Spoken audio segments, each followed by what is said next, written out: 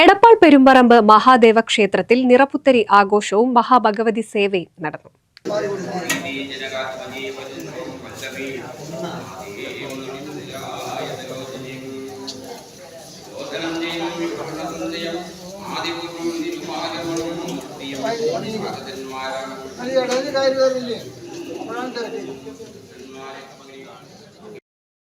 രാമായണ മാസത്തോടനുബന്ധിച്ച് എടപ്പാൾ പെരുമ്പറമ്പ് ശ്രീ മഹാദേവ ക്ഷേത്രത്തിൽ നിറപുത്തരി ആഘോഷവും മഹാഭഗവതി സേവയും നടന്നു. മാളികപ്പുറം മുൻ മേൽശാന്തി PM മനോജ് എമ്രാന്തിരി, ശ്രീരാജ് എമ്രാന്തിരി എന്നിവരുടെ കാർമ്മികത്വത്തിലാണ് ചടങ്ങുകൾ നടന്നത്.